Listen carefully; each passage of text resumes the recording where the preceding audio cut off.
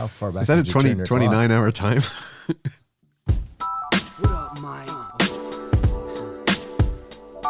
Toronto. VK on the beat. Check. I'm in Toronto where you wanna get the city love. I'm from Toronto where you wanna get the city love. I'm in Toronto like we wanna get the city love. My city love me back for my city love. Welcome to episode 1361 of Toronto Mic'd. Proudly brought to you by Great Lakes Brewery, a fiercely independent craft brewery who believes in supporting communities, good times, and brewing amazing beer. Order online for free local home delivery in the GTA.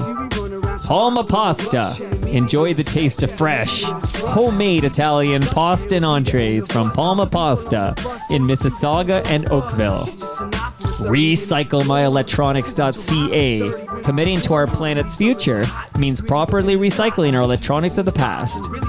The Advantaged Investor Podcast from Raymond James Canada. Valuable perspective for Canadian investors who want to remain knowledgeable, informed, and focused on long-term success. Season 5 of Yes, We Are Open, an award-winning podcast hosted by FOTM Al Grego for Maneris and Ridley Funeral Home, pillars of the community since 1921. Today, returning to Toronto Mic'd is Ron Hawkins. Oh, yeah. And Lawrence Nichols from Lowest of the Low. Welcome back, guys. Do you actually look at the waveform the whole time? You were just saying that. Oh, no, I do, but once in a while, I watch click it and I look at it, like I'm looking at it right now, just to make sure there's waveform there. Sure. And it's a good thing I did, because I didn't have it when I pressed record 5 minutes ago, but we have it right now. This is all being recorded. How are you? Let's start with you, Lawrence. How are you doing? I'm doing really well, Mike. It's great to be back here. Great to be back here again in your fine How many basement. times have you been here, Lawrence? I want to say 4. This is my 4th, I think. See, I think Ron is ahead of you. I feel like Yes. Ron came without you Yes. one or twice. Ron, how are you doing? I'm good, man. I'm riding the low wave. Is that a good thing? I'm on the crest of the low. Is that crest of the low wave? Is that an oxymoron?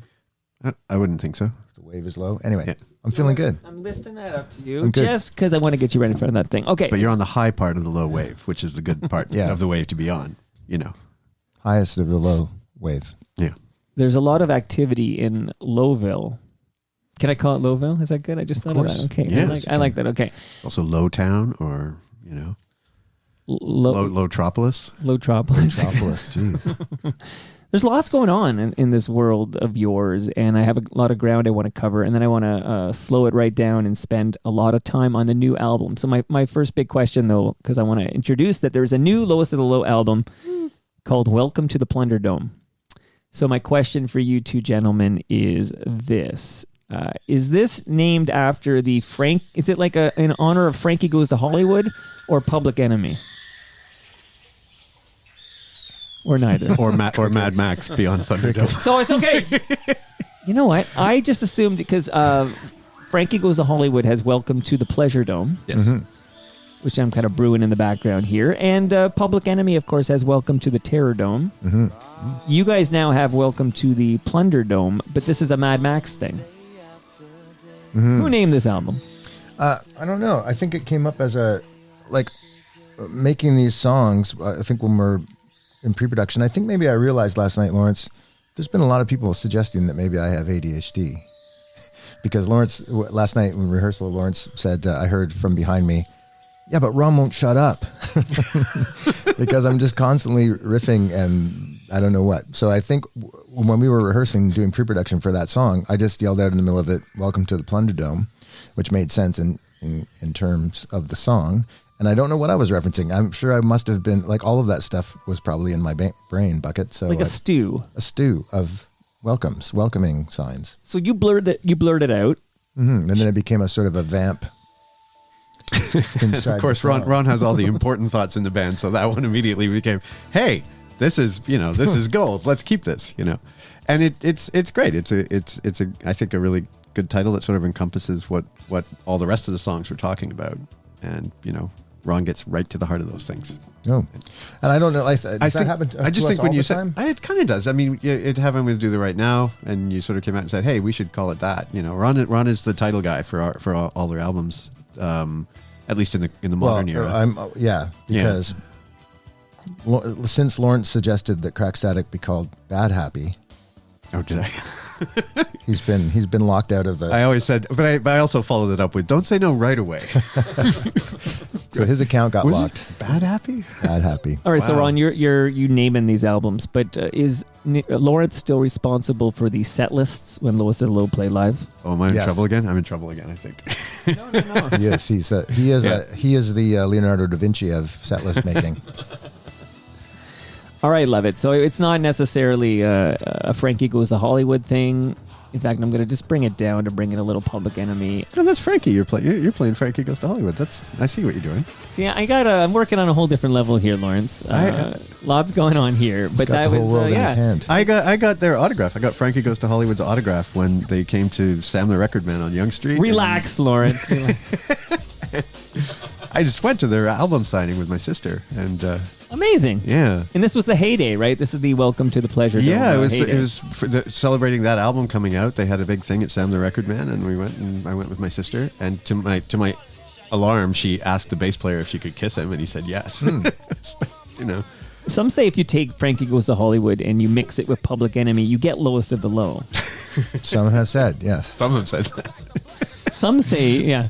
All right, we're bringing down Chuck D. By the way, much like yourselves, Chuck D is an FOTM. He's been on the program. Great. Which is pretty exciting. Okay, so bring that down. So much ground to cover. Where do I want to begin? I got a quick note to share with you two gentlemen from Robin, who says, when will they come out west to play? Will there be a film premiere of the doc? This is going to be a gateway to the doc, because I have a few questions about the doc. But are you guys going to head out west anytime soon? Well, Robin should know that we want nothing more than to come out west as soon as humanly possible, and we are exploring ways to do that, but we have nothing concrete just yet. But it's on the absolute list of things we want to get done in the coming year. Right now, we actually, even like last night, talking in rehearsal, and with our label head Brian Heatherman at Sonic Envy, we've been talking about how do we cover all these bases, out east, out west, northern states, some cities in the northern states that we haven't been to. All of that is really heavily on the agenda for 2024 to try and figure out. Yeah, and it's all economically based. It's not that we don't want to come out west. It's simply how do we make it feasible. It's not that we think we're better than the people in the West. I don't know why you would even bring that up, Ron. But remember what I said at the beginning. Can't stop talking. I'm sort of disappointed I recorded none of the killer whale discussion, which was a killer chat, but I have none of it on the recording here. It was a killer chat. Would you like us to recreate it? Yeah. We've probably got other things to cover, but we will recreate it for anyone who writes in. Hey, you mentioned Sonic Envy. This is your current label. Yes. Okay, yes. I paused for the affirmation. Okay, yes. So what happened with Warner? I think last time you guys came over, you were talking about how you had sold out, like after how many decades of Lowest of the Low being, the indie darling, you guys were selling out. Mm-hmm. Actually, what's interesting about that, because this is how the record industry seems to work, is that we were on Warner. I think the only reason we were on Warner was because Steve Kane was the president, as I've referenced before. George Stroumboulopoulos calls him the last punk rock president. I think he at some point thought, he came to us and said, you got to make this box set. There should be a Lowest to Low box set. To which we all said, are we dead, Steve? It seems like such a sophisticated thing to do. So we were all shocked by the idea of that, and then got really into it. And then I think maybe he thought, clearly Steve didn't sit down and go, I need a yacht, I better sign Lowest to the Low to Warner Music. I think what he did was, they're a cool band, they're a legacy band, they have a certain value system that would be cool to have on Warner, and it was a good fit with him. And so there we were. And then Steve retired and was replaced by a younger person, a younger woman, a young person who was a woman.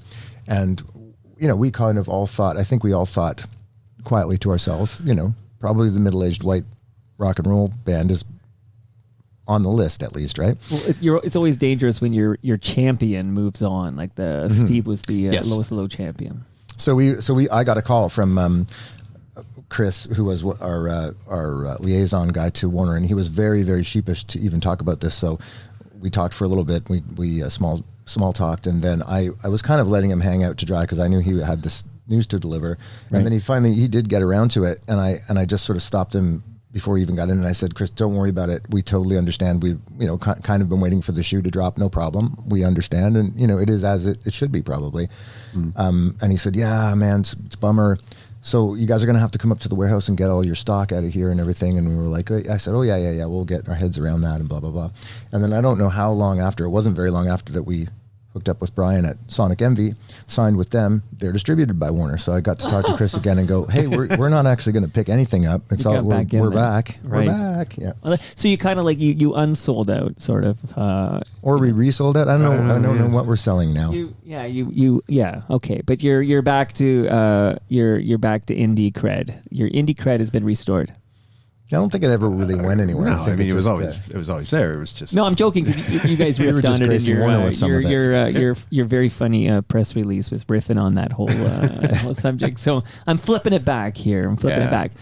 Rainey Robertson. Rainey's a good first name.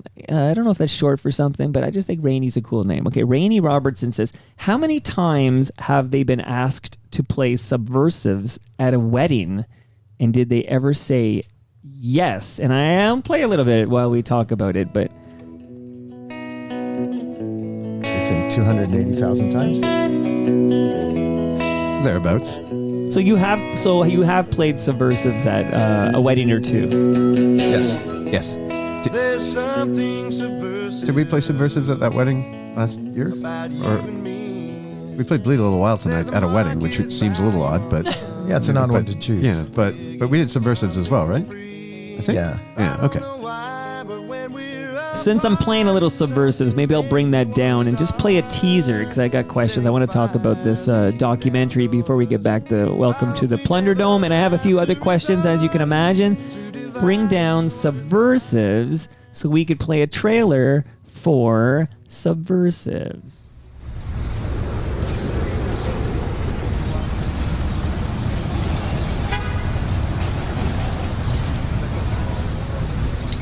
Hi, I'm Ron from Lowest of the Low.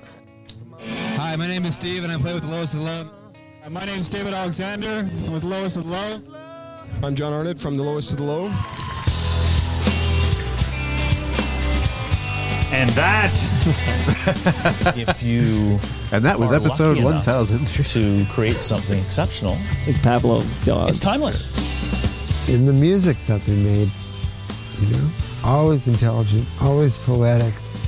They never did a dud night. Shakespeare My Butt is gotta be one of the Who's the woman of the British accent we just heard? That's Yvonne Matzel. I saw her at the Art Bergmann show, and we were like right beside each other almost. Okay, I'll get back to that. The word sellout was around every corner.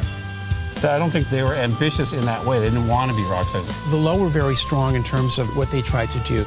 They had this really great work ethic. The Low is a yardstick for a lot of people's coming of age.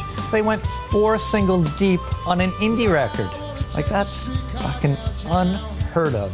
Every musician gets fucked over by their label or their agent or their this or that. They're trying to create good relationships with people they can trust. I don't know that I've ever seen Ron do anything because he thought he was going to get rich doing it. And when you understand Ron's motivation is completely not about rock stardom or money, it makes it easier to understand his actions. I'd heard that when Ron was writing Shakespeare My Butt, that he wrote a lot of the songs in a very short period of time, that he's just in a really creative period.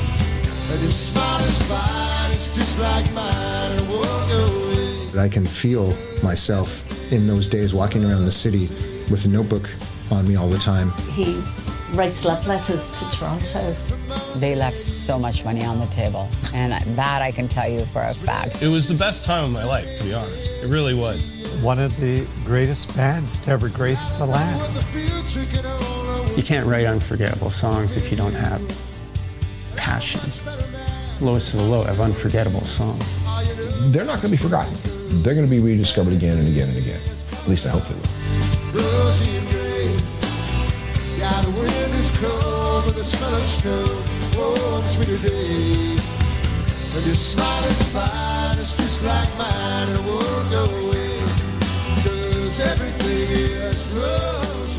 That's a great song, Rosie and Gray. Okay, Gentlemen, who did Simon Head just call you out of the blue one day and say, I'd like to make a doc about you? Like, how did this come to be? Well, he didn't call us because he works with us. He's our sound guy. So he probably just turned to us in the van and said, this movie's already half done, you understand, right? So, yeah. I don't remember. It was a while ago, wasn't it? Because he was working on it for a while. It was probably an email. Okay, so, Simon's been on this program, but I completely forgot that detail that he worked with you. Okay, so no call required. Still does. Okay. Yeah, he's a nice guy. I went to an outdoor viewing of not the Subversives doc, but it was the Shakespeare in My Butt thing that Stephen and you, Ron, did, like kind of talking about each song. And Lawrence, you were there too, of course. Yeah. But going song by song, Shakespeare in My Butt. I went to a backyard viewing with Simon Head invited me to, and it was great. It was great. So you guys, I guess my couple of quick questions here. One is, did you have any like editorial control, or did Simon Head have like carte blanche to do what he wanted with this documentary? It was all Simon's. I mean, we wanted it that way too. Like he wanted to, I think Ron, you even told him, he said, I'm saying what I'm saying. You can use it all.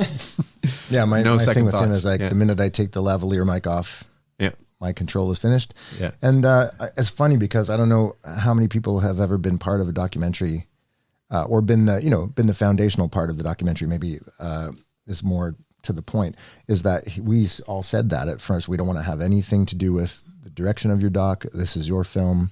We're just, subjects. And then, when we saw the doc, when the doc was finished and we saw edits of it, just like any kind of art, just like happens when I bring songs into the band, 5 different guys had kind of 5 different. Yeah. Suddenly we had ideas of what they might have done if they were making the video. And Simon, we talked to Simon about that, and Simon talked to us about that. But, it was like that thing, like we had sort of made a certain template had been set up, and I'm glad it's Simon's movie, and those choices are Simon's, and they should be, Mm-hmm. And I think he even maybe not threw back in our face, but sort of, strongly suggested, well, what would Lowest of the Low do if somebody came to them with some ideas about how to change their art? We were like, oh, fuck. Yeah, you tell them to fuck right off. I think that was the whole second chapter of the movie. It got its own cassette, I think. All right, yeah. So when you got your first viewing of this completed film, what was your reaction? Like, maybe start with you, Lawrence. Like, what did you think of Simon Head's Subversives documentary about the history of the lowest of the low? It was a strange experience watching that. Because I don't like watching myself or anything like that. So I was just sort of, sitting there going, oh gosh, ooh, stop. I like watching it. Don't let that guy talk anymore, And then, of course, I'm thinking, wait, I think I said something funny once. I haven't seen it yet. Is he going to use the funny thing I said? So I was very distracted the whole time. I bet. Very self-conscious and distracted. So it was hard to really take in. I mean, it was kind of interesting and fun to be reminded of all those old things. It's not really, it's funny. It's interesting watching someone else's version of a story that I was a part of. Yeah, you lived it and had a perspective on. Right. My perspective is very different because it's much more focused on what the band is doing now rather than some fights that happened 30 years ago. But look, that's what happens when someone brings their personal lens to your story.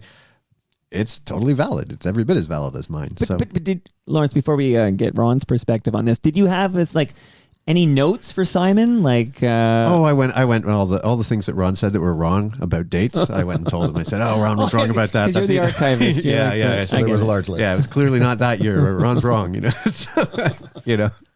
So Ron, do you remember the first time I don't know if you saw like cuts along the way, maybe, but would you remember the first time you saw the mostly completed version of this documentary?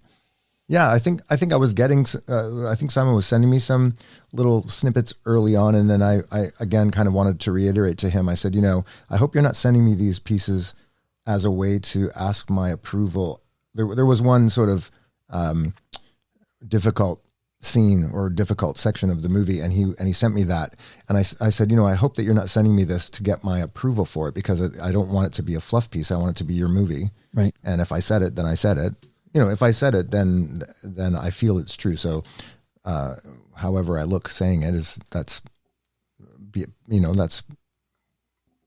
So I think early on I just said, don't send me things if you're looking for my approval. Like if you want to send me things so I can see them, that's cool. Or And then when I saw the movie at the end, it's again this combination of this feeling of like it's, to some degree, there's no way it can't feel a little bit like a memorial, like you're at your own memorial, because there's a beginning and an end, and it feels like an encapsulation of your career or your life or whatever. So there's that weirdness that you have to deal with. And then the other thing about the band is, and maybe it's me, but I think we're all like this, is that like I torture my family at home, my daughter often, where I'm like, if she says something, I'll go, I'm kind of a big deal, like I'll play this dude. I have this character I play, which is that I'm the big, famous indie rock star. I've got a, You whip out a copy of Now magazine or whatever. Yeah. And you go, look, I was on the cover in 1993. Wickedly thumbed and, Post-it notes everywhere in it. But so we play that character. I play that character, but I think there's a deep humility in the band. And I think we all know, I think we're all very proud of our legacy. And I think we also all keep it in check, like we're trying to do something real with our music, and that's as far as it goes. Like none of us really want to be rock stars or think of ourselves as rock stars. So that's another thing. It's weird to watch yourself be iconized. Iconized. I liked iconicized, actually. I don't know. It feels like that might be correct, but iconified. Yeah, it's weird to be iconified. So when you see it happening, it's sort of like, huh. And then I also have a personal, I don't know how Lawrence feels about this, but I have a real personal beef with the idea of how fame goes or how iconifying things happens, is that it's toxic. I think overall, it's a toxic aspect of our society, and that people like us in a band like Lowest of the Low, you're forced to sort of ride it like a skateboard. Like there's no way not to be part of it. You have to create a myth around yourself sort of, and one gets built. So you have to do it. But you also hopefully can ride it and not make it part of who you actually are, because I think that's what was happening in the early days when we got really big. Part of the reason I think the band broke up is because we started to see ourselves become people we didn't respect, and we wanted off that train. To bring it back to Public Enemy, don't believe the hype. When you start to believe your own hype, you're in big trouble. So, yeah. Okay, now one thing I realized though is I reminded that Simon I thought he did a great job. I've seen it twice. Thoroughly enjoyed it. But Simon works with the band, so is he going to be a little kinder to you than he might have been if he didn't work with the band? That's a loaded question, I know, but I thought it was a fair and balanced piece. But I don't think anybody in the band is kinder to each other. No, that's weird. But Simon, I don't know. Would Simon have, I know, we know Simon. Would Simon have made the movie about us if he didn't like us already? If he thought we were jerks that he had to work for and was secretly rolling his eyes the whole time, would he have gone to all that effort? So I think maybe I think anybody who makes a doc about anybody who makes a doc. Yeah. I mean, Simon, this is the first feature-length film he's made, so he might not have known this going in. But anybody who has made docs realizes this is a massive commitment, and it's going to suck up my life, and it's going to be a grind, and it's going to be awesome. So you wouldn't do that if you didn't love the subject matter. But at the same time, I have asked, and Simon and I have actually talked about this, is like, are you too close to the band to make an objective that's doc? what I was thinking. And more importantly, does Simon know that we're actually kind of a big deal? Does he? Yeah, well, I told him. Because you don't want your doc to look like it's a propaganda piece celebrating this, mythically great band. But this well, that's doc what I does said have, to him about that difficult part was like, I don't want it to be a fluff piece. I don't want it to be something where it's like, look at how awesome Ron is in this moment. Look at how awesome Lawrence is in this moment. And look at the amazing decisions they made, which is, I think, nice that there's times in there where you're like, wow, look at the really stupid decision they made. And then, and there's a couple of very vulnerable parts where there's warts in there. I had to talk about stuff that went down with me and Steve or the band in the later era. And it doesn't, I don't think it shines well on me, but it's true. So. And at the end of it, he's like, maybe they're not such a big deal after all. It's a lesson. I will say there was a moment in the doc near the end where it's like there's an open question, like, will Stephen Stanley and Ron Hawkins ever play together again? And I was going to scream out in the doc, they did in my basement. Like, but is that the question in the movie, or is it that would Steve ever come back to the band? Because I think there's no question. Simon took a lot of footage of Ron and Steve playing music together this last year. Yeah, I think this was like gateway to that. Like, I feel like they opened it. He asked the question, like, that looks like you guys, will they ever play together? And then he kind of shows, oh, look, they went on tour. There's Chris Brown, Ron Hawkins, and Stephen Stanley going on tour, and we see footage of that. So yeah, it's like that's his way, I think, of introducing the fact that you guys do. I don't know if you know this, but I told Chris and Steve at some point in that tour, I said BHS. If I leave, it's just BS. Very good. Hey, I'm playing a little Bleed a little while tonight in the background because this other doc, which I think you can buy it and stream it. This is what I saw in that gentleman's backyard, whose name I can't remember, and I'm embarrassed. But Simon Head was there for sure. Tell me a little briefly here. What was the story with the Shakespeare My Butt masters? Like, these were discovered, they were lost, and they were found? I guess they were in Steve's basement the whole time. Stephen Stanley had these Shakespeare My Butt masters in his basement this whole time. And he lives in a mansion. Yes. Obviously. Steve's kind of a big deal. I don't know if you know this, but so they were probably in the west wing of the basement. But anyway, he found them. He quote, I'm air quoting now. He found them, and then that was an incredible opportunity, right? We were like, wow, you know, like we're not a band who looks backward that often, but it was like, here's the 2-inch masters that have never been heard since we recorded them. And then there was the talk of like, you know, because maybe some of your listeners wouldn't know that there's a process called baking. If you have old tapes, because they're glued, they're magnetic tape, and the adhesive sometimes comes unstuck if they sit around forever in Steve's basement, then you have to do something called baking, which is you literally put them in an oven and it adheres everything. And the thing is, though, then you can play them once or twice and they will just shred to nothing. Yes. So we recorded the... Well, they kind of melt, don't they? It's really kind of gross. Yeah, it sort of melts, and it's just like all the sound. When that Saskadelphia came out, that was the old Tragically Hip, they talked about that baking process, and it sounds like you get, one shot at it or something? Yeah, it restores the tape. And you fuck it up, and it's that's it. But then you copy it digitally right away, which is what we did. I mean, that was the time we played it, so that it was recorded onto the digital source, so that we now have pristine masters for forever. And you have to understand again how nostalgic the band is about the past, which is when we were done doing that, we had these tapes, and they're quite large. They're bigger than a Palma pasta.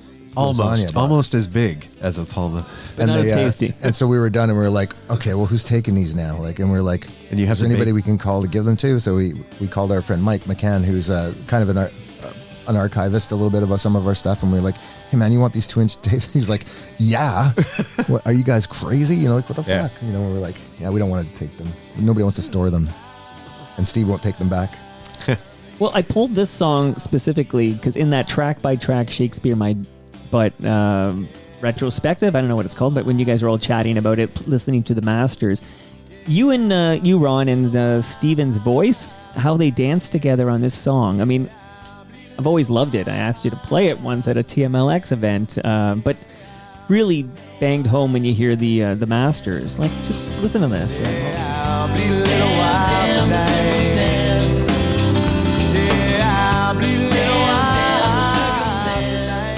Any idea where somebody could see Subversives? Like, do we know when it will be? Do you have any insight, or do I need to make a call to Simon and find out what's going on there? I feel as though you can buy a copy of it at Simon's website. It's on the Gumroad website. Oh boy, I don't. Well, you know, I should look that up. But I bet you if you Google it, you can find it very quickly. Okay, good. I think right now, just as an aside, I think right now on Simon's website, he's running a bit of a fundraiser for our friend John Brooks, who's fallen on some hard times. Yeah, Don Cherry would say having a bit of a tough time, and has had some medical issues and stuff. So I think you can get some sort of deal of. Oh boy, you can get something that Lawrence will fix it in post. Lawrence will fix it in post. Right. Don't worry, be like it never happened. And the Shakespeare song by song, as far as I understand, is probably on YouTube. I think that's also available. No, that one you can buy that to stream it. Yeah, I think the YouTube link is like a top secret thing that you can't share with the great unwashed. Ron knows people. He's kind of a big deal. I know people too, and I might have got that link myself, but not for public. That was a lovely experience because not only the magic of like, oh wow, we haven't heard this since we laid it down on a board where we could go, hey, solo the snare drum, solo the vocals, but I think Lawrence and Steve and I were all sort of baffled that it's 24 track tape. I mean, now you would have infinite tracks to record on, and people often have 70, 120, 180 track counts, and this was a 24 track tape. Yeah. And we didn't even fill all 24 tracks on a lot of those songs and also I sort of thought we would go in and find that Steven and I had either layered some vocals and most often it was just it was me and him. Yeah. Or sometimes me and him and me, if we did the damn the circumstances or something. So it was amazing to see just how efficient and economical that record is.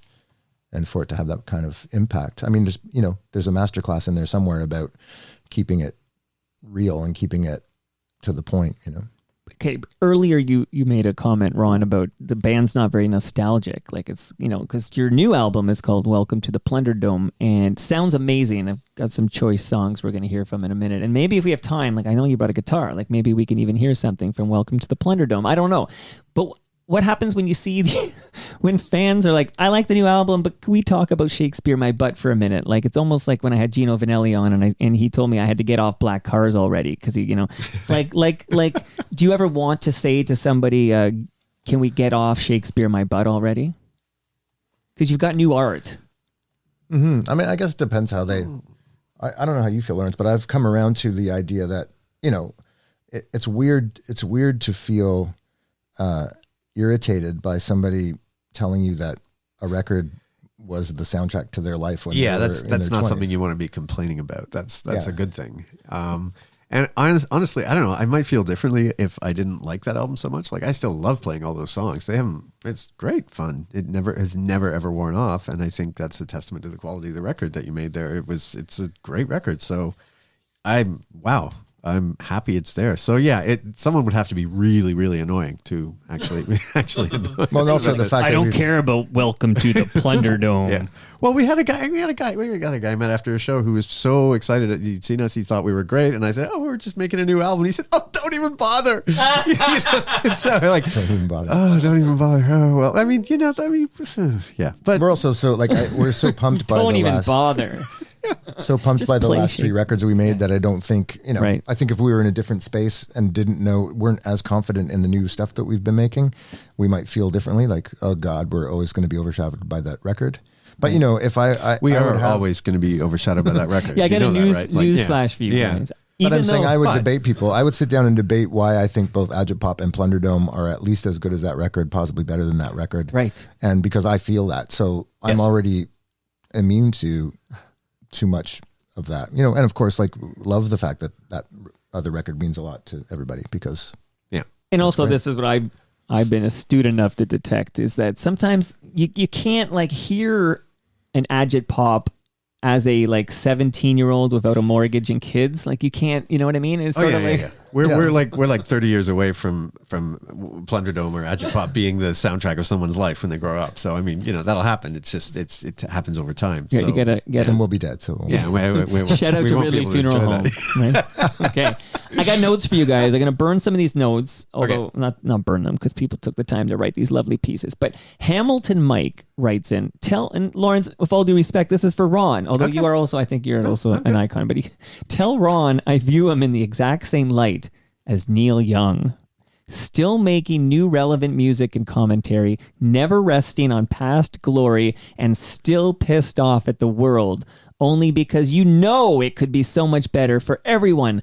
Loving the album Welcome to the Plunderdome. Oh, amazing. I'll take that in the spirit that it was off. Well, that Neil Young's kind of a big deal, Ron. I've heard that. Neil and Lawrence, they both play a mean harmonica? No. Lawrence plays a mean harmonica.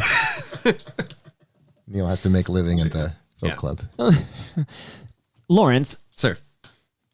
When do you... Okay, because I always think of you as forever a member of Lowest of the Low, and I hear you on Shakespeare My Butt. But what was your role for Shakespeare My Butt? And this is in the doc, so people should see Subversives. But when do you become a card-carrying member of Lowest of the Low? That was around Sordid Fiction, so it was around 2003. After I was just a buddy for the first 2 albums. Because you played on it. Okay, I was the harmonica playing buddy for 2 albums, and then I spent 5 years in the Rusty Nails with you, and we put out some albums. And then when Lowest of the Low got back together, I got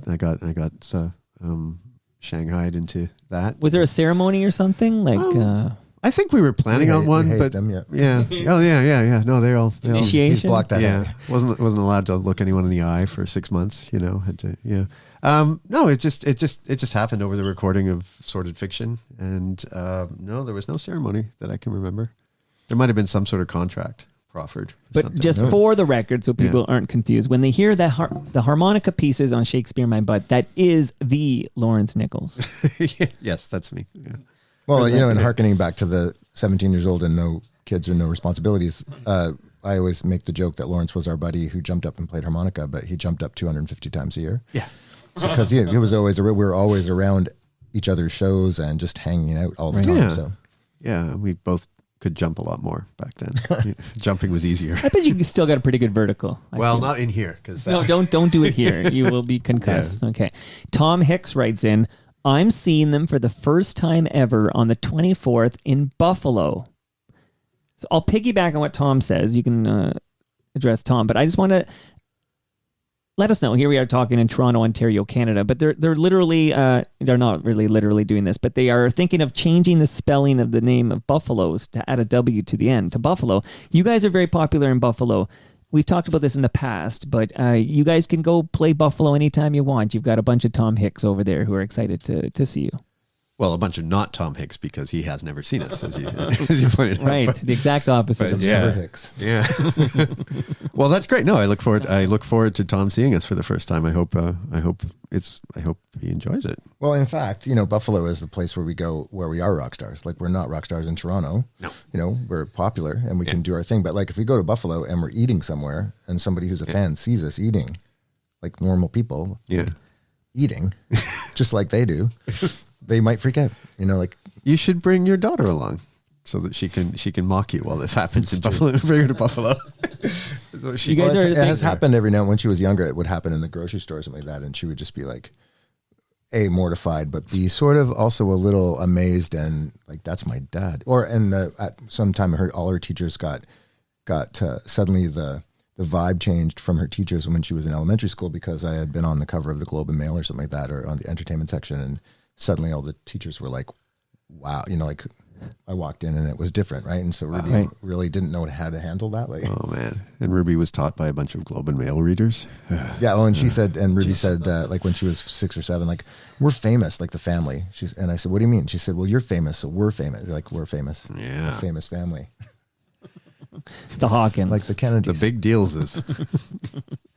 Hey, Mike. First off, congratulations on your recent nomination for Canadian Podcasts Award. See, I could have clipped that, right? But I kept it in because that's the kind of guy I am. Bravo. A well-deserved nomination. Can you please ask Ron and Lawrence, other than their mutual respect of each other's musical talents, what quality do they most admire in each other and why? Please tell the boys that I loved their recent show at the Bronson Center in Ottawa. Cheers, Angelo in Barhaven. We have Barhaven. That's gotta be near Ottawa. That's a place there. How have we never played Barhaven? How have you never? I actually know Barhaven. I feel like that's like a suburb of Ottawa. Like it's right beside Ottawa.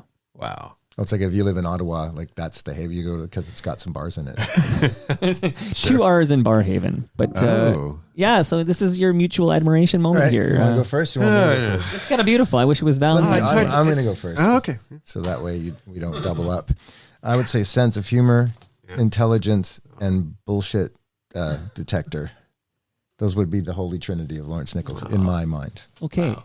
I'm a big fan of Ron's ADHD. I actually all the same things. We hit it off when we met. I think because we both thought each other was funny. I don't know if we are, but we thought we were funny. In a way, and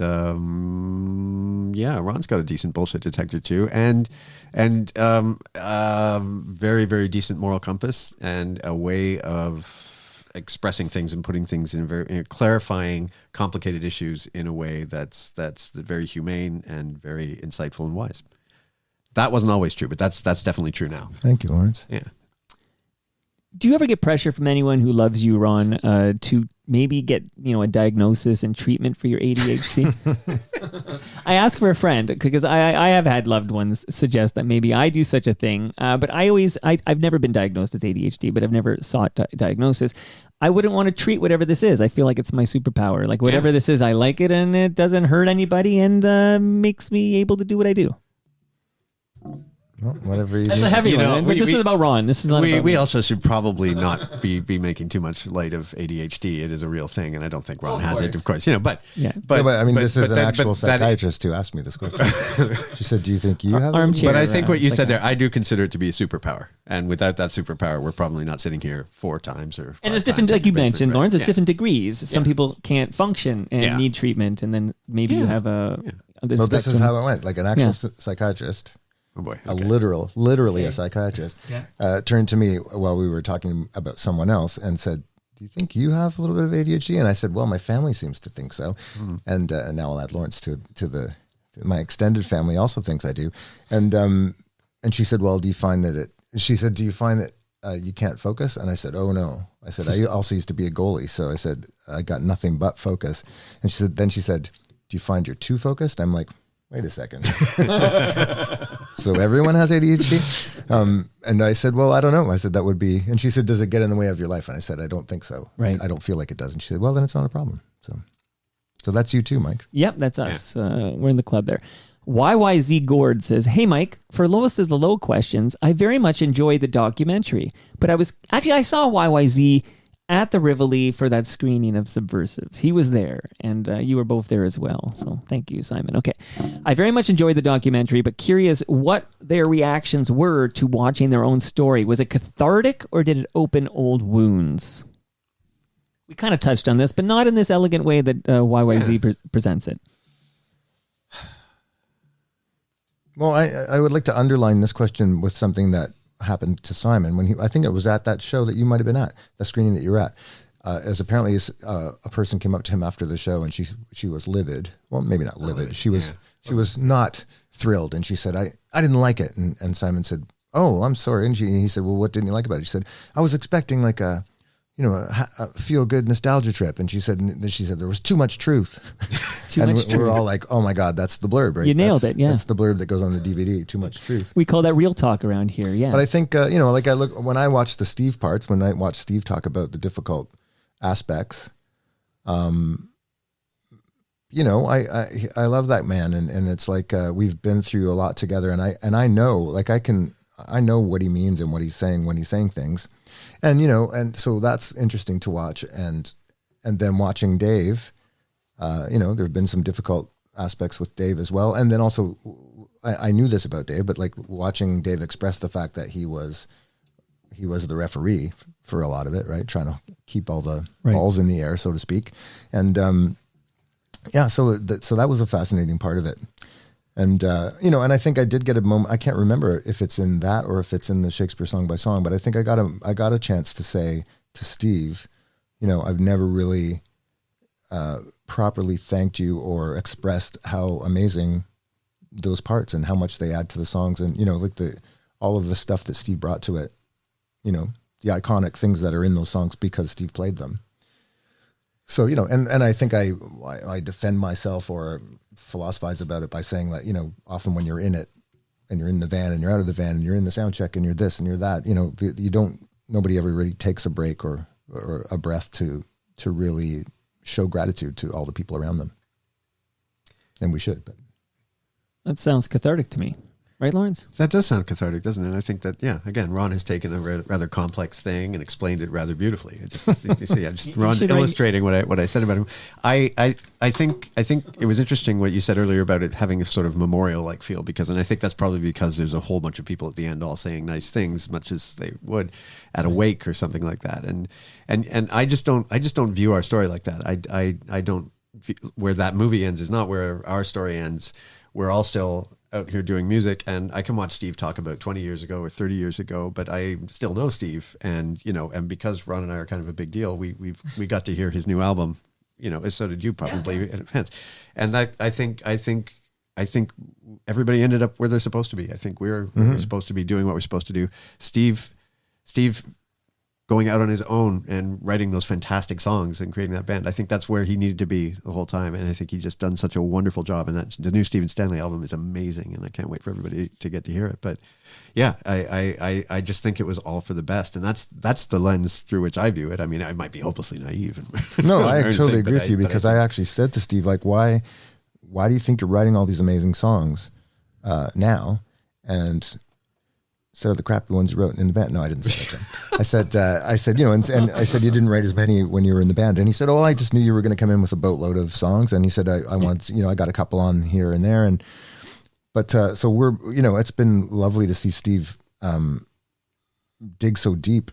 And the cool thing about the new record is that he is really stretching. Like there are some songs on there that are really challenging stretches, you know, as a songwriter. I see them and I'm like, wow, you know, Steve's not shying away from the hard work, you know? And what else was I going to say about that? And, you know, and then to get to step back in with him and Chris and do that. There was somebody watching us rehearse when out on Wolf Island when we were rehearsing. And later she told me that the person that was sitting beside her said, oh, look at those two guys. They know exactly where they are in space at all times. Like even if we weren't looking at each other. And it's just saying like, that's a thing that grows, you know, you grow, it's like another limb or something. It's kind of beautiful. Beautiful. Okay. Did that answer the question at all? Yeah, cathartic. I just put a check mark beside cathartic as opposed to. Oh, do you want it cathartic or not cathartic? Right. Not cathartic. I like this guy's name. Okay, this gentleman's name is Mark Wildman. I don't know if it's Wildman or Wildman or Wildman, but that's a great name, right? Mark Wildman. Okay. Wildman. Ask how they enjoy doing. I think this is for you actually, Ron, but should ask how you enjoy doing living room shows. From what I understand, he really enjoys them, but I would be interested to hear his take on it. So Mark tipped me off that you do like shows in people's living room. Maybe. Yeah.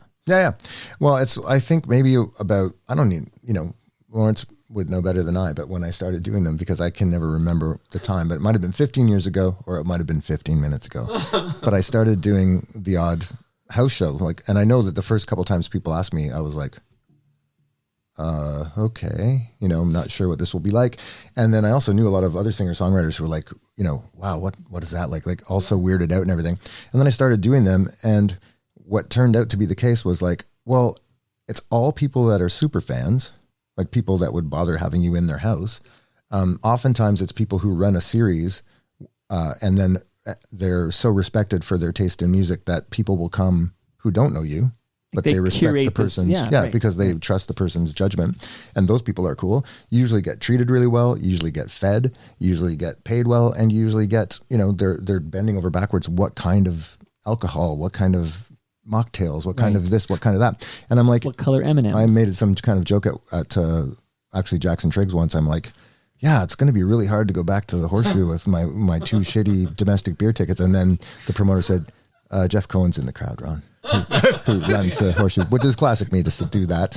And of course, Jeff thought it was funny, but yeah, so like the house shows are generally great. I mean, I've been burnt once by it turning into a dog and pony show where I was sort of like behind the Christmas buffet table and people were getting their sweet and sour chicken balls while I was, you know, yeah. So there was that for the documentary. There was once where I was like, too much truth. Yeah. And in that moment, like this never happens, but in that moment there was a bit of a reel going through my mind, like I'm fucking Ron Hawkins. What am I doing here? Don't they know who I am? Don't they know who I think I am? And then Ruby showed up at the party, went straight for the table. But I would think working for super fans is the way to go. Like these are people who adore your art. Like, so that's sort of everything, as opposed to somebody where you're just booked and you're, I don't know. Well, I guess the other thing people might worry about is sort of a weird stalkerism of that. Like, oh my God, somebody paid, they wanted you in their house, you know, but it's like, that's not been my experience has been, you know, I've met some very cool people. Like one of them I did, and I was taking a break between sets, and the guy said, Ron, the Marxists are in the kitchen and the anthropologists are in the blah, blah, blah. You know, sort of like it was just, I'm like, oh, okay. I decided Which room did you go to? Just like any other party, the Marxists are in the kitchen. Yeah, you can't mix them. Michael Lang wrote in to say, the answer to the question of which CD did I buy a second copy of in case something happened to the first one, Shakespeare My Butt. So Michael Lang bought it twice, just in case. It's good to have We still have more if he needs more. Yeah, Michael, get it more. Yeah. Ian Service wants to know what you guys do with all the royalties from your songs being used at the end of podcasts. So Ian's having fun of the fact that every episode of this podcast closes with Rosie and Gray. We get paid in pasta. Yeah, I mean, that's... They don't tell you that like, when you're streaming. That's true. That 00.12 is 00.12 of a pasta. Well, I would say you probably get compensated better from the pastas that you get every time you visit than from maybe Spotify or something. I don't know what kind of money. I don't know how many streams we'd have to get to be able to afford one of these pastas. This is a large, but you are leaving each of you. You're both. You don't have to share it even. You get your own. You do have a lasagna from Palma Pasta. Wow, that's so great. That's worth probably about 100 million streams on Spotify to get one. I've only played it 1,361 times, I think. Also want to thank Great Lakes Brewery. I have craft beer for you to take. It goes well with the pasta. And I know that Ron's been playing with the measuring tape. That's courtesy of Ridley Funeral Home. Because of the... You each get one. You don't have to share that either. Measure what you wish. We can measure each other's measuring tape. Okay. That's what you all thought he was going to say, right? Stepped in a pile of shaving cream. Did you guys ever listen to Dr. Demento? Yes. Yeah, sure. Yeah.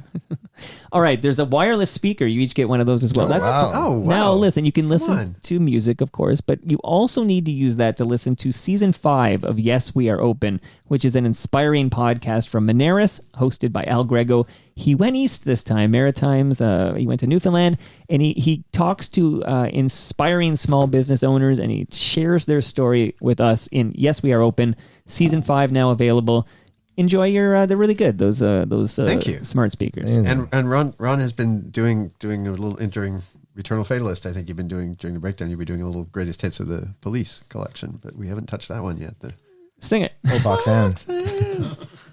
Wow. You don't have to. Yeah, amazing. And while you're listening to podcasts, I highly recommend the Advantaged Investor podcast from Raymond James Canada. Whether you already work with a trusted financial advisor or currently manage your own investment plans, the Advantaged Investor provides the engaging wealth management information you value as you pursue your most important goals. Hey, side of blue, what are you gonna do?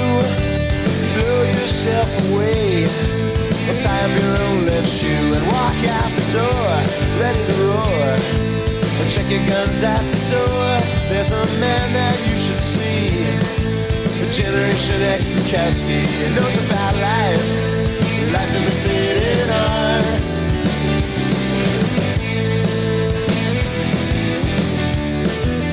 Ron, I saw you at the Art Bergmann concert the other day.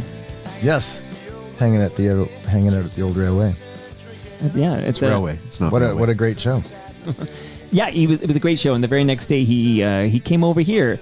Lawrence, did you hear Art Bergmann on Toronto Mike? I did. Okay, what did you think? I thought it was a great episode. That's a great interview. He says it's his. You think he just says that to everyone who interviews him? That he tells them that was the best interview he's done in his life? I suspect that's not really Art's style. Do you think Art tells everybody who interviews him? No, I don't think Art. No, that's not an Art thing to do. I don't think so. No, I think I listened to it too. I think he was genuinely. I told Ron yesterday, so you really should listen to that, right? And it's okay. So what did you guys? Yeah, okay. So you enjoyed it. Good. I thoroughly enjoyed the chat. But, there was, it got heated here and there. It was very interesting. It was all over the place. It got heated. We talked about Buffy, and it got a little heated. And then he had previously made comments about Israel and their policies that he's not a fan of, and we revisited that. And then Art said... Wait, something going on in Israel? Something's going on. So Art said something, and this has been bugging me ever since the Art Bergmann episode. So for the record, I loved the Art Bergmann episode, and I know he did too. Loved it. But he said something that I felt like, you mentioned Don Cherry a moment ago, Lawrence Nichols. You mentioned Don Cherry.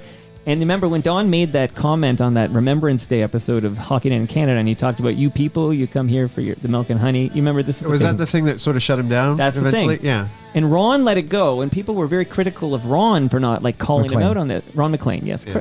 Not Ron Hawkins. I didn't let it go. Good point. That would have been very confusing for some people. Bottom line is Ron McLean explained that he's setting up a video because they're going to show Ron in a Remembrance Day video, and he's got a bunch of stuff going on like a conductor, and he just simply missed it. He said, and I felt a bit that way. I feel like I missed something, and I kind of want to revisit it really quickly because I wish I had kind of caught it in the moment and I had kind of maybe called Art out on this. But let me bring down your song, Life Imitates Art, which is all about Art Bergmann. which I got him to talk about that too. And it's what's Boot Sauce? This is the band that seems to get blamed for.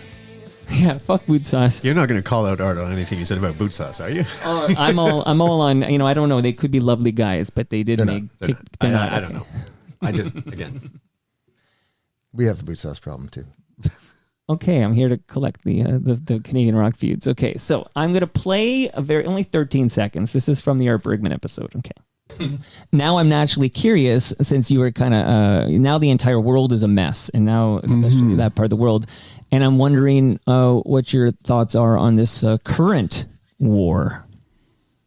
Current war? Well, my dear Jewish friend, Donna, sent me a text that said Hamas invaded Israel. Right. And I went, how can they invade Israel? Because they're in the largest prison in the world. But they are in the largest prison in the world, and there's old people there with keys to their homes in Tel Aviv, and I don't know how to sort out that whole mess except maybe have a religion-free zone. Sounds like heaven. Yeah. Ironically enough, your next poem. Yeah, I would imagine no religion. Yeah. I'm on board with that. Yeah, I am too.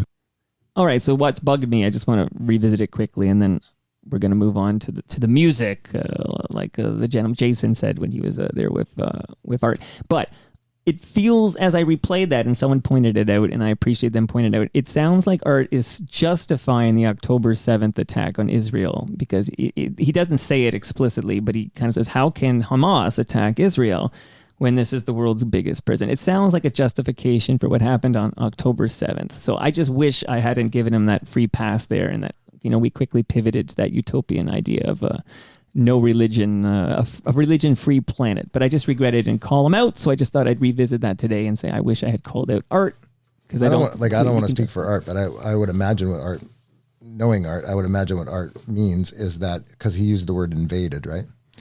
Like, how could Hamas invade Israel? Right. I think he's just pointing out that the power imbalance is massively weighted in the Israelis' favor, and that is horrific, and obviously as horrific and evil and a crime against humanity as the Hamas attacks were. Like he says, there's a very, very long history there. And there's probably an original sin there of the British plopping the Zionists down there, in a place that there were people. So I think maybe that's probably what he means. It's so incredibly involved and interwoven, but that, so many innocent people are dying. So my regret is that in real time, I didn't at least ask for some clarification there, because regardless of what you think about Israeli policies and what's happening in Gaza, I don't think we should be justifying the attack on Israel of October 7th. No, I don't really know anybody who is, but I don't know anybody that is either. It is such a complicated situation. There's nothing on earth that can justify what was done to the people in Israel on October 7th. It's as Ron said, it's an absolute crime against humanity. It really is. It's just awful. It's also something that was not perpetrated by every Palestinian, and I know there's some people that don't like you when you make that distinction. That but it's an important one to make. I mean, it is. And as I say, like, I think unfortunately everyone I've heard from any side of this doesn't really have an answer, and I think what bothers people is that we can't allow ourselves to imagine that there might not be a solution.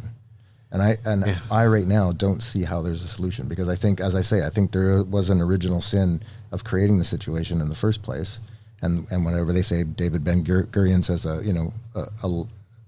peopleless or what's the phrase, a peopleless land for a land without people, for a people without a land, a landless anyway, peopleless land for a land without a people. Yeah. And unfortunately there were people there. So it's like, it's partially a British imperialism problem. It's partially and then that set up a situation that's, of course, just unraveled in so many ways. I was talking to my daughter Ruby the other day about this, which is the other weird thing I find is we now live in a period of time where every rock musician and every influencer and every person who owns a bowling alley is supposed to, weigh in on a thing that how could they possibly have the chops? How could any of us possibly have the, you know, the historical or the political chops to understand or come up with some kind of a solution to this? Yet everyone is expected to. Like the way we came up with this, I was talking to her one day about an influencer on TikTok, and this woman has a nail, you know, like a nail show basically on TikTok, right? She's really good at nails, right? So, and then some other situation in the Middle East happened, and apparently all these people online were saying, I can't help but notice the radio silence on the issue and blah blah blah. And she apparently rightfully said, like, I have a nail platform, you know. And so, but then she was getting so much problems for it that she went on YouTube and she did some research and she tried to find out as much as she could about the situation, and to her credit, and then she actually made a statement, and of course, and then everybody jumped on, you just have a nail show, what the hell are you talking about, you know? So it's like there's no way to win currently, because we're all expected to have an opinion, and we're all looking to people like, you know, Kim Kardashian or you know, whoever like Chachi Arcola, for lack of a more. The thing with Art is that it's his third appearance on Toronto Mike. Then he opened his first appearance, and this is years ago, so way before the most current invasion and the current war. But he started the episode by going off on Israeli policies in Gaza, and I got a note after that, and I was telling him, I got a note after that, somebody telling me Art Bergmann was anti-Semitic on your program, and I took that claim very, very seriously. And then I reviewed the tapes. Like I literally, like, I don't want to host anti-Semitism on Toronto Mike. I have less than zero interest in that. And I replayed it, and I'm like, clearly you can criticize Israelis' policy without it being anti-Semitic, which I think of course you can, because Israelis or Jews all over the world do it. Like criticize. Right. You know, and then that's why I revisited it with Art, because he had, you know, that's how he opened episode 1 on Toronto Mike. And I think, did he not in true art form start talking about one N and two N's on the end of his name or something? Oh yeah, that's how we ended the episode. Yeah, apparently Alan Cross forgets to put 2 N's on Alan Cross, who's in your documentary. And Art, I will point out, Art's in the Subversives documentary. We see him. He's moved. That was his Alberta. It's his Alberta house, yes. Farmland or whatnot, and it's really, you know, you see him against a barn or something, and he's moved back to Vancouver. But yeah, Art's all over the LOTL documentary. So cool, cool. Okay, so it gets a little heavy. Are you guys ready to rock? Sure. Rock.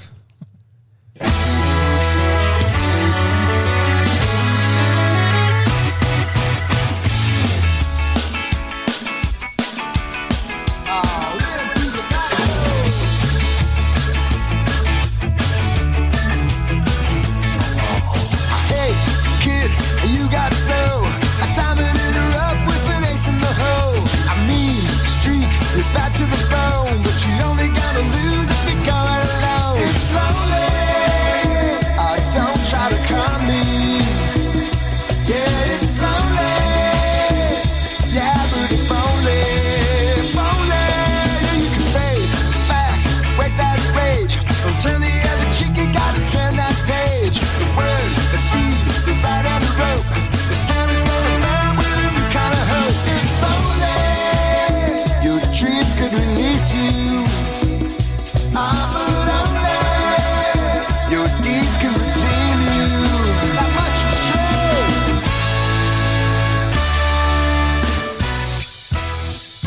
true. This is a ska jam, gentlemen. This is ska.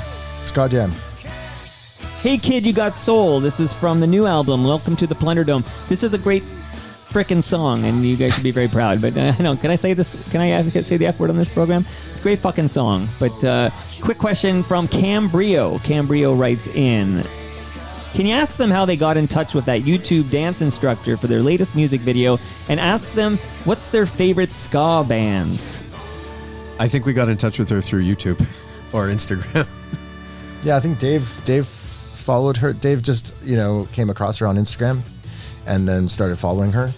And then in the Instagram way, you know, yeah, as you do in the that so, and then he when the idea of the song having a video came up in classic Dave scenario, he said, I got this idea, and I'm gonna get her to shoot herself dancing to this song and send it to us, and then I'm gonna shoot it on my phone in different locations, And I think we all did what we do with Dave, which is that we have such deep implicit trust in him that we all just kind of looked blankly at him and nodded and went, okay.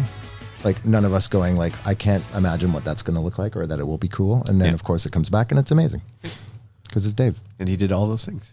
And he did all the things he said he would do. Mm-hmm. Well, I mean, I've heard ska influence in Lois Low jams in the past, quite a bit actually. But where does this? You want to credit any particular ska bands that you're into that maybe inspired this particular song? I think it happened. I mean, it came back to us before the pandemic, right? But I think then the pandemic happened and we were shut down as a band, and I was painting a lot. So when I was painting a lot, I guess it was kind of comfort food that I was listening to just a lot of nonstop Spotify Blue Beat and ska collections and stuff like that. And it was, I just find it comforting. And I guess, you know, like the way my brain works is things go in there and it's a sponge, and then I write in a style that's in there, and a little bit of this and a little bit of that. So, yeah, I mean, I was just listening to like tons of bands I'd never heard before. A band called Catbite. I'm not sure where they're from. I think Philadelphia or something, but they're recent and they're very cool. And, you know, and then all the classics like the Specials and, you know, it just all the punk bands that I know that were influenced by ska as well. So, you know, and Rancid, people like that. Like, so yeah, it was just a whole bunch of stuff went in there. And it's funny because some people, when they heard Love and Justice on Agipop, were like, oh my God, that's awesome. You're adding ska to the list of ways that you guys express yourself. And I would say, well, you know, it's actually kind of weirdly, it's a about face back to Popular Front, and, you know, it predates the Low, but, you know, but it's all been in there before. And like there was a time, I think, when Popular Front had maybe a 9-piece band. We had a full Latin percussion outfit and some horns, and, you know. And then it was time for a rebranding there with Popular Front. All this, by the way, in that Subversive documentary does a good job of outlining the ongoing history of Lois and the Low. I think the cool thing, though, too, is that the band, the current lineup of the band, has gone through some kind of unspoken magical renaissance where we've just, I guess, just from working and from being good guys and from being maybe possibly more mature in our artistry and in our humanness, it's just, we really trust each other. And so this thing happens where somebody will bring something, and no matter how maybe out of our box it normally is or whatever, everything gets a chance, and it goes through the low grinder, and it comes out the other end not sounding like the original inspiration, but sounding better usually. And, you know, I think a good example of that is Today, Tonight, and Tomorrow. The flip side of this single, the Hey Kid single, is really not something that we've done much of. And it sounds, I don't know what, like kind of a post-punk sort of vibe, early 80s kind of, you know, dancey, post-punky thing. And it's a little almost disco beat going on, right? Yeah. So, but like nobody really questioned, you know, it just kind of started happening. And then everybody was like, that sounds cool. You know, there wasn't a lot of judgment. Yeah. Like there aren't any, I feel like there aren't any, walls being put up. No, I mean it has to sound like us because it is us, right? Yes. So. Yes, that's true. Sorry, remember I said Ron has all the important thoughts. No, in the band. that's profound. Actually, I have other thoughts. If you noodle that for a little bit, it can break your brain a little bit. His thought was quicker than my thought. If that's any. So, are you already working on the next album? Like, do you guys? I gotta say, it's almost there, right? Like we've got it. This is prolific activity from you guys. We've been at it for a little bit now. We've got enough material. Do you ever think to slow your roll? Like maybe let's slow our roll. No, I think we got to do a little catch up because the lockdown slowed us down. I mean, we were a long time between studio. Yeah, there was a albums bottleneck. There. Yeah, because don't forget. I mean, there was also a DGA record that came out during COVID, which was a Two Good Assassins, which was a was a failed experiment because I thought, well, maybe we'll put it out with no physicals and just see what happens. And I found out what happens is that people don't really not hear so about good, it. Al. But no, but I think the other cool thing, which is really unusual for us and has only happened one other time, is that we suddenly had this record, Plunderdome, in the can and finished and everything, and no shows lined up. So we have our typical Monday rehearsals, and it was like, I guess we'll just go in and have fun, fuck around, and be teenagers. And so we did that, and then oh my God, was that fruitful? It was like every time we left the rehearsal space, it was like, that seems like maybe 3 new songs, like just these little acorns. And I don't know, like you would know better than me, but I said, I feel like I don't feel like I was ever like a Frank Blackie kind of controlling songwriter guy in the band, but it's like suddenly I just have such trust and everybody just feels so entitled where we are now that everybody just puts in ideas and whoever's idea is best, we try everything. And I kind of feel like we've all sort of the process of making Welcome to the Plunderdome. This is the first album that we produced ourselves. And it's also the first album that we went to John Critchley's studio to do the bed tracks, and then we recorded all our parts at our separate homes, studios, and then sort of sent them all digitally to a central location. It was an experiment to see how that could work, and then we gathered at Michael's studio to do the vocals, and I think it was a very successful experiment. And to what you were saying, I think we all sort of started relaxing as we got closer and closer to the finished product, and Michael was bringing in the mixes and we were hearing them and we were going, oh, this is going to work. And I think that enabled everybody to just relax a little bit. And I know I did. I had, all my great ideas about this has to be like this and this. I just was hearing what was there and going, oh, maybe it doesn't have to be like that. Maybe this is great. So yeah, it doesn't mean that we agreed on everything all the time, because we didn't. But we got to a place I think everybody seemed to said they were happy with. We'll find, time will tell. The next documentary will tell. Yeah. New world is not for the faint of heart, for the lovers of the starving artists. That's for the worms and the snakes and the rats and varmints, and boys that can't keep their rage in their undergarments.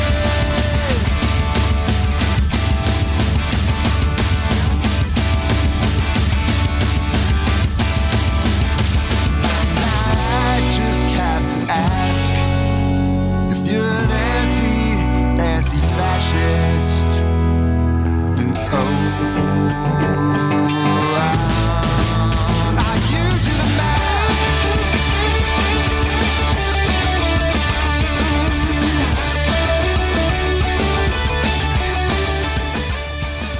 I found it difficult to I knew I was going to pull Hey Kid, You Got Soul, but I didn't know what other songs am I pulling just to play while we chat about it. And it was a tough call because they're all pretty damn good. Like, it's a strong album. Congrats to you guys. Thank you. We're kind of a big deal. I know. I saw you on the cover of the Globe and Mail. Field and Stream. Is there an Order of Canada in your future, Ron? What do you think? I think there's an Order of Fries in my future. I don't know if there's an Order of Canada. I think Art made the same joke. I think. It's funny. Yeah, but he's got an Order of Canada. He can make those. When I heard that he was getting it, I sent him a DM and I just said, hey, I know you will wear this uncomfortable crown, gracefully, but I said, is it weird? And he said, yeah, it's totally weird. And in total in Art's inimitable way, he at the time had been, for the last couple of records, working with a lot of Indigenous people, and he went to the elders of the people that he was working with and said, can I accept this award? It's basically a colonial settler award, best colonial settler musician. Sure. And and they said, of course you should. It's a great honor, and they're honoring your work and and what you mean and what you've put your life to.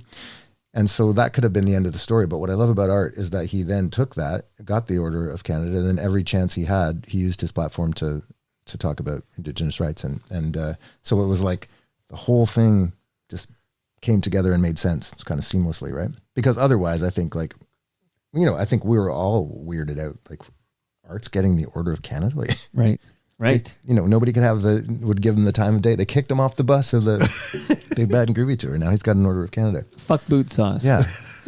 They all Should we revisit it really fast? Okay, so the quick story is in this. I did play "Life Imitates Art" already, but so you heard that, and you can find that. But he's on a tour with other bands, and they kick him off the bus, and he's like, is he hitchhiking at the side of the highway or something? Yeah, like our side of the story is very short, which is that we were going west on tour, they were going east, and at some point I rubbernecked and said, hey, that's Art Bergmann. And everybody's like, oh, fuck off. What are you talking about, Art Bergmann? He's on the Big Bad and Groovy tour. I said, no, he's on the side of the highway. And we were, making a deadline and making gas money, so we couldn't even stop, right? And then that sat with me, and I chewed on it for a while, and I was like, how is Art Bergmann standing on the side of the road? And it just made me think, he will have an Order of Canada one day, I thought to myself. And I thought, I'll write this song about how important he is, even though, the world, he's, kind of an unsung hero. I don't know if this is a coincidence or not, but this is a little tidbit about our next album that's coming out. But since you saw Art Bergmann play at the Horseshoe Tavern, you were inspired to go and write a song that we worked on in rehearsal last night, which is, I think, partly another Art song, although it might be a little more oblique in its references. It's a little more. It doesn't have his name in the title, but is it called Life Imitates Art? It's Bergman, but with one N, so no one will know. It's Life Imitates Art, Imitating Life. Yeah. No, it's I had this title called The Seven Sorrows, and it was like I just, for whatever reason, liked that phrase, and it was sitting with me for a bit, and then I went to see Art that night, and all the time I was watching, I don't know if you were feeling the same thing. I feel like from the interview that you were feeling the same thing, was to watch him and go, wow, I'm shocked that he's here, because for sure all of our friends thought, Art will be dead in half a year, right? So I felt. That's kind of why I brought this up, because I think you actually mined this territory quite. So just hearing his pain. But I was walking a line. I didn't want to be that asshole. No, of course. But I think I'm glad he's alive. I think it was very real. I'm not complaining about too much truth. Yeah. I think you got a really, really perfect amount of truth there. I was also as the set progressed and he got comfortable and kind of settled in, I was like, damn, his voice and his guitar playing the band was great, and the voice and the guitar playing was so strong. And this, before the show, he was walking, I think he was going to the washroom or something, and I saw the cane come out. He walks with a cane now, and he's got his scoliosis. I think I nailed that. But it's a spine issue, and it's difficult for him to walk, so he does the whole concert sitting down. But as it kept going and going, it was like I was like having this moment of like I was so into it. And then I told him I think his penultimate song was Bound for Vegas or whatever, which is kind of this real good rocker or whatever. And then this is the moment, because I had a glance at the set list, which you're not supposed to do, but this is the moment where he's gonna go off stage and have a drink of water or something and wait for us to insist upon a come back for an encore, and then he's gonna come back. But because he's got the cane, it's a pain in the ass for him. He's like no, I'm just gonna go right into the encore. And then he does that beautiful song for his late wife, the hymn for us or whatever it's called. Bottom line, beautiful. I had just fucking loved like every minute of Art Bergmann at Horseshoe Tavern, and I was just like, wow. Yeah, the thing you can't take away from somebody that's motivated the way Art is, and hopefully we are carrying that same torch, is that it will never not be impressive to go see Art Bergmann, because he's not trying to sell you shoes, and he's not trying to be a diva and right. nail the high notes, or like all of that. He wants to be a professional, but what he wants to do is move you somehow. Right. And he can do that because he's singing into your soul. He's not really performing for you. He's, I don't know how to phrase it, but like just his business is different than most of the music business, as is ours. And I think that gives you a longer shelf life, because, if what you're doing is trying to look sexy and move units, that has a short shelf life. I did ask him straight out, like, are you going to do a little tour? Like, it was such a great performance, and he seemed so strong, and he said he was lifted by it, and you could feel it. Like, as it progressed, you could feel it. Like, you could feel he was really into it and coming alive there, and it was really nice to see, actually. And I'm like, do more shows. And he talked about basically he needs someone to, pay for the shows. Like, you can't just go and do shows. And then I'm brought back to this reality of this world we live in, where it's like, oh yeah, like it's expensive for Art to just suddenly start touring. He needs money's got to come from somewhere to finance this. And then I think I threatened to ask you guys, we should be an Art Bergmann low collaboration of some sort in concert. Well, it should be, but I mean, whether or not he said he's been bugging me, which he has been. He said, Ron, do you guys still have an audience? Do you want to do a show with me? Yeah. But yeah, the realities of it all kind of comes crashing back there, unfortunately. All I see was an escalation on a bad day. All I feel is sadness and frustration. When the end of history becomes a pop sensation, it's a bad day.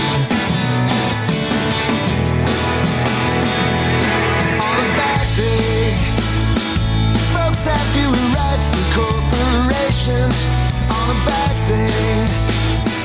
Workers have to fight for liberation, for decent wages, toilet breaks, and even paid vacations on a bad day.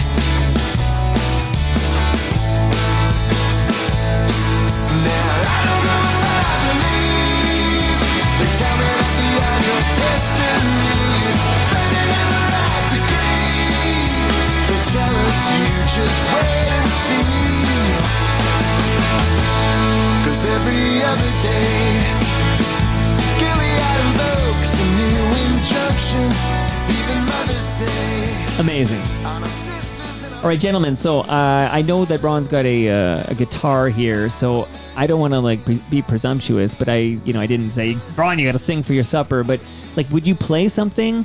And let's start with that. Would you play something here live? Of course, we would play something live. I think we would. I would have suggested we play that one, but oh yeah. Maybe I should have asked you. There's many more verses to it, so we could still play it. You want me to fade it down right away so you can play on a bad day? Yeah, I didn't know what I didn't. I just pulled random songs, but okay. Now I want to ask you, can we do a little detour and then close with the live Lawrence and Ron? So the detour is I get things stuck in my head, and then I get some people oh, you get off this already. It does happen to me quite a bit. It happened to me with probably your ADHD. Maybe. Tears Are Not Enough got stuck in my head, and it's I just literally my episode tomorrow is, or maybe I'm going to drop it Thursday, is with Sylvia Tyson. And, we have to talk Tears Are Not Enough. I had to talk about it with Randy Bachman, who didn't get invited to Tears Are Not Enough. He didn't? Because Bruce Allen was a bit pissed at him for, I guess he quit BTO or something, and Bruce was managing BTO, and so then they were just TO? I want to see this movie. I want to see this documentary movie. Come on, I'm working on it all here. But okay, so here's the quick detour, because I'm healthily and mildly obsessed with the 1993 New Music Search Contest from CFNY. And I recently had Hayden over here, because Hayden entered with a song called Take, but he was too shy to sing. He didn't think he was a good singer, so he had Noah Mintz sing his part and Take's on there. But I'm going to play, all set to go here. I'm going to play. Wait, is that true? That's not Hayden singing? It's not Hayden singing on Take. Oh. I know. See? That's Noah Mintz singing on Take. Oh. So Hayden wrote that, and he plays guitar on that, but that's Noah Mintz singing on Take. I know. I thought it was Hayden Forever.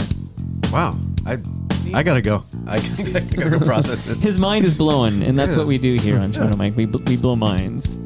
I like Take for what it's worth. I told Hayden he should put that on an album. Just re-record Take and stick it on an album. Or maybe get Noah to come and sing it again. They were high school buds at Thornley Collegiate. That's how that all goes down. They were in a band together in high school. All right, now, so this is the original, I guess. So this is not the album version. This is the Bob Wiseman version. But have you heard Bob Wiseman on Toronto Mike? Actually, no, I haven't. Okay, you got Bob Wiseman? He dropped by for an hour. Uh-huh. And yeah, we talked about him producing this. Bob Wiseman's very interesting on Toronto Mike, because not sure, didn't seem like, I don't know, he was, I enjoyed the chat, but he, I don't know if he loved being here. I mean, you know what I mean? You got to listen to Bob Wiseman on Toronto Mike. Okay. That's your homework here. Gamble. So Bob Wiseman produces this. This gets entered. So let me hear from you guys for a minute here. You end up can you ask me how did it work back then? Did somebody at CFNY suggest you enter? Did you enter? Give me the nuts and bolts, and then we'll talk about. I don't think Ron's going to remember any of this. Do you remember anything about the 1993 New Music Search on CFNY? This track, this will tell you the state of the band, or the state of me and the band at the time. Is the band kept telling me that we recorded some tracks with Bobby Wiseman, and I was like, no. I remember we talked about it and we were planning on it, but we never did it. And they were like, Ron, we were in the studio for 2 days with Bobby Wiseman, and we recorded 3 songs. So was that? Were you on drugs? Was this a sub? Okay. Not at the time. I mean, certainly not when I was recording, I'm sure, but probably on either side. So, yeah, and that's kind of shocking to me. Wow, that's not good when you have an entire experience like that. No, that's not good. But so I don't remember doing it, but there it is. There's the documentary evidence. I have the evidence. And then I don't know what happened. I don't know how it gets picked for those. I just knew that we were. Do you know how that used to happen? I mean, I think you did have to enter.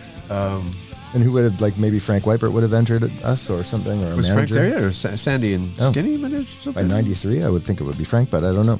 But this is before you went to Vancouver. This would have been 92, actually, right? Because you didn't.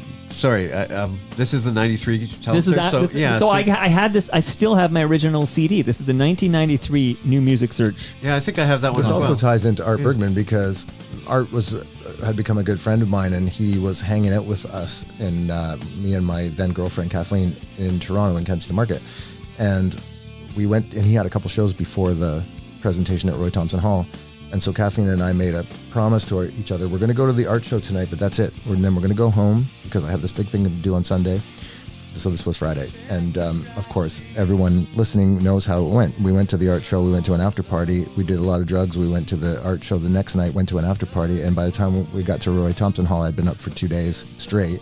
And I was like, well, now I can't just go to Futures and drink a lot of coffee because I can't go to sleep now. I'll never wake up, right? And we won't make it. And then the Low had this plan, which was that the CBC for some reason let us into their wardrobe department to get all these fuchsia and hot pink suits, which we wore, jackets and stuff like this. And we had planned this entire sort of theater art piece, which is that if we didn't win, we were going to stand up and make a giant scene in Roy Thompson Hall and storm off, and and we were robbed, and they actually make a. And so I don't know who, maybe one of our girlfriends or two of our girlfriends, somebody said, you guys come up with these ideas that you think are hilarious. And maybe they're not, maybe they're just really stupid ideas, and you guys will be entertained for a minute, but. They're easily misunderstood, right? So we didn't do it. But the reason I'm bringing that up is because I think at the same presentation, Art won. Did he win? No, he was up for an award for his then record on Polygram, which I think was just called Art Bergmann. And he played American Wife, or I think he recited the lyrics to American Wife in a very, baffled everybody out there. And then the beautiful part of this story is that we, after being told for months by everybody, including people inside CFNY and stuff like that we were a shoo-in and we were definitely going to win this thing. And we kept saying, like, hold off. We don't want to be carrying that around. We didn't win it, and hHead won it. And those guys were so lovely that I can't remember who it was that stopped me in the hall. It was probably Brendan. Said, they were shocked that they won. They thought for sure we were going to win. And they said, if you guys have gone out on a limb and like bought a van or something because you were already spending the money, they said, we'll loan you the money, interest free, and you can pay us back when you can and stuff like this. And I was like, wow, that's Toronto. Like, that's the Toronto community at the time, To be fair, he also probably thought you spent a lot on those suits. Yes. Yeah. He's like, I know you've been doing a lot of drugs, and that had cost you a lot. They're not cheap, yeah. Now, okay, so do you remember who at CFNY said you've got this in the bag? Like somebody, do you remember? Well, I remember Bookie sort of winking, Yeah, like it was sort of like it was a done deal. Like, it's almost like the postman was, bringing my mail. Oh, way to go, Ron! You guys are going to win. Like, go to Arby's. Like, it just seemed like everywhere we went, somebody was telling us we're going to win this money. Right? And $100,000. Like, imagine, like now it would be a lot of money, but then it was like, for us, it would have been. Well, wasn't it 50? $50? $50 would have been a lot. $50. Okay, well, when Bare Naked Ladies won, it was $100,000 because they made Gordon with that money, and I've got that on the record. I think it might have been $100,000. Wow. Okay. Yeah. So it was an unfathomable amount of money to us, but. And in the chronological order of things, if you're not a big Low fan, this is post Shakespeare My Butt. So, and by the way, in your doc, I loved it when Stephen Page's dad and brother are in the doc because they made a comment that they put out the yellow tape by Bare Naked Ladies and then distributed Shakespeare My Butt, and people started to think that they had an ear for like the next big thing. Like, they started thinking they knew what was going on, but it was like just a complete fluke of events that they were both big albums here. Okay, but. So you think you've got this in the bag. I'm going to play a little bit. I'll turn it up, I should say. Is this Happy? Is that what this is? Yeah. Okay. Wow. hHead has 2 H's in it, just We know love is best. We have grown to detest the one thing we were looking for. We are one the same. Let them say Happy again before I bring it in. Hangs above a locked door. Could we be happy? Could we be happy?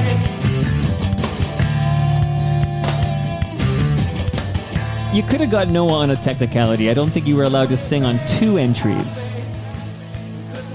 Is it too it's late? not too late to litigate, is it? That's right.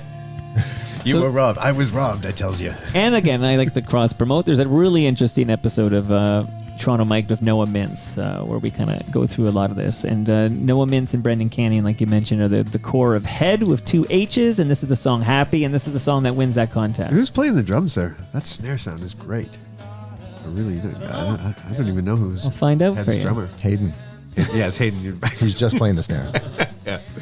The fun small world story is that all summer my son, my third born, played soccer at High Park on Hayden's son's team. So once a week I would, hang out with Hayden, and we became buds. So there you go.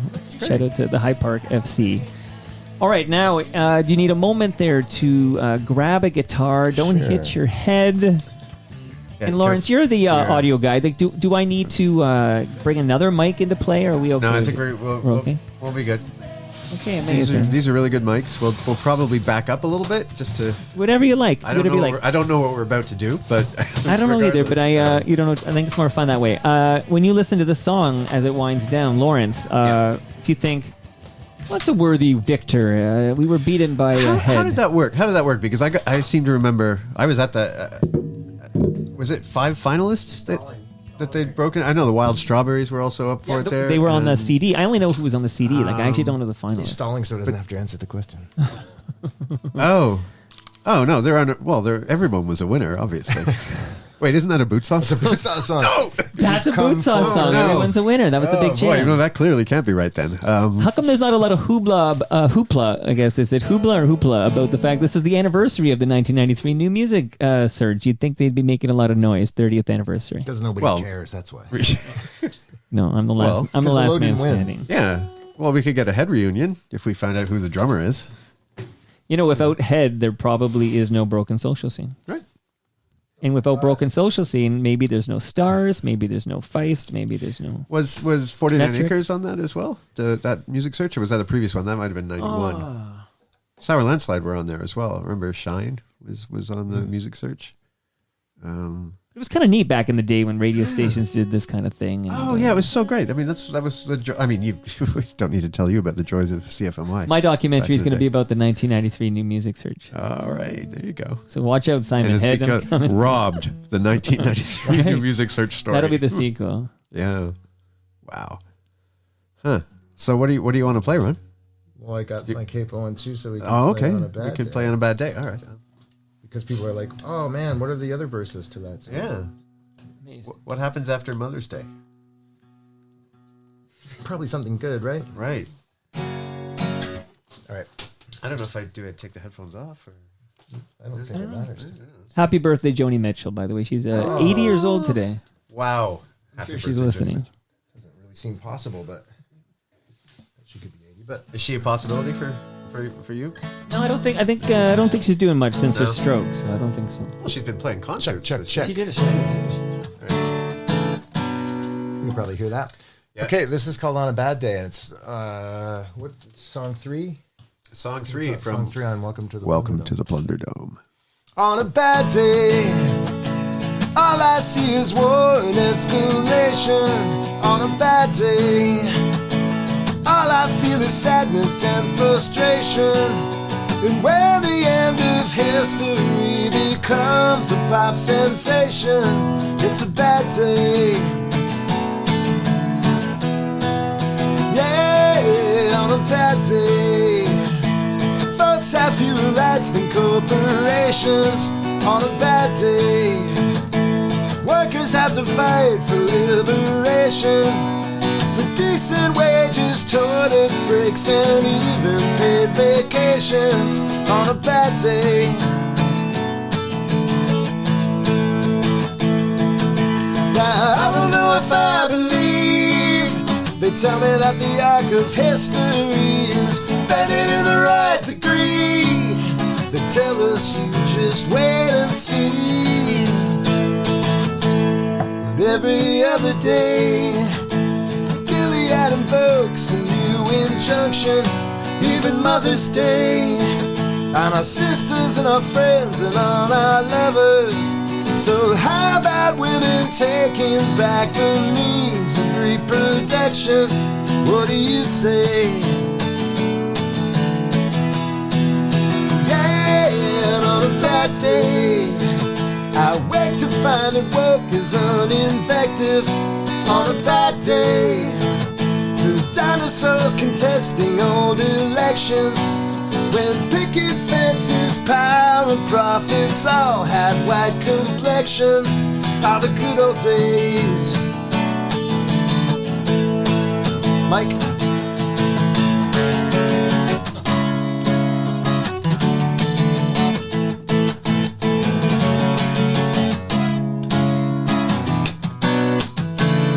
Yeah, on a bad day, yeah, we go low and they go even lower. On a bad day, justice is a shower, not a grower. And Lady Liberty's a great old gal, but you don't know her on a bad day. Yeah, it's a sad day when conspiracy becomes a kind of street cred. It's a sad day. The anthem of the fearful and the brain dead, and those whistles only dogs can hear, and certain fascist dickheads on a bad day.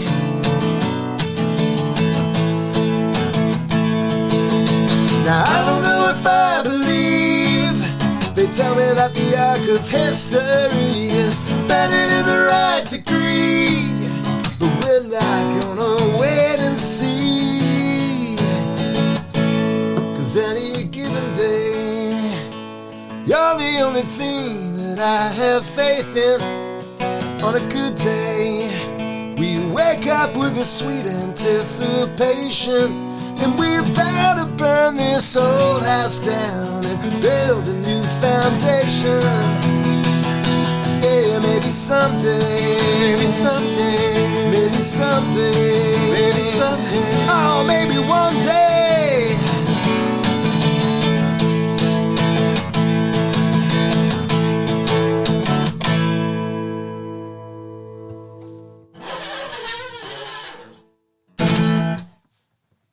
Amazing. Oh my God. Tremendous. Thanks so much for that. What a treat that is. Thank you so much. So Thank amazing.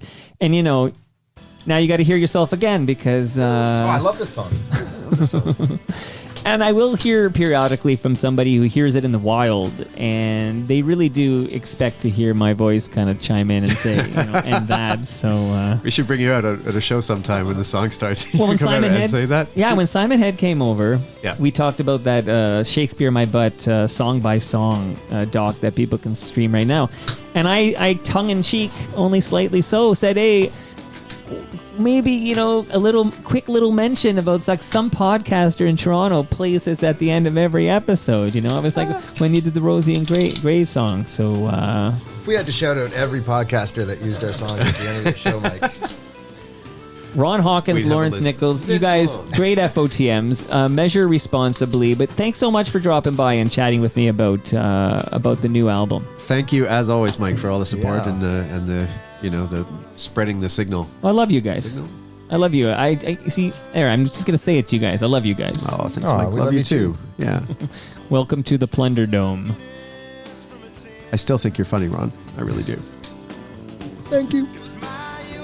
And that brings us to the end of our 1,361st show. You can follow me on Twitter and Blue Sky. I'm at Toronto Mike. Now, I know this, okay? Ron's on Facebook. That's where Ron Hawkins lives. But you can follow Lowest of the Low on Twitter. And you can follow Lawrence Nichols on Twitter as well. You still actively tweeting? Not as much, but yeah. And Lowest of the Low is on Blue Sky now as well. Although we haven't. I follow you there, haven't yes. really done much there yet. Actually, you and Norm Wilner are our entire feed right now. So We'll amplify your messages to our faithful. But I got to keep that plan B ready just in case Elon charges $1 a year or something. yeah, not a chance. Not a chance, Elon. I won't give him a penny. Get the new album, everybody. Welcome to the Plunderdome. And much thanks and love to all those who made this possible. That's Great Lakes Brewery, Palma Pasta. I've got your lasagnas in the freezer. Raymond James Canada. Moneris, you guys got your speakers. Don't forget your speakers. Recycle My Electronics. A couple of episodes ago, Cliff Hacking came over. We kicked out some recycling jams. It was actually a really fun. I had a good time. We reviewed the new Beatles song. Do either of you have any thoughts on the new Beatles song? Nope. None, not one. Abstain. And Ridley Funeral Home. See you all in a couple of days when my special guest is Sylvia Tyson. From Ian and Sylvia, see you all then. 'Cause I know that's true.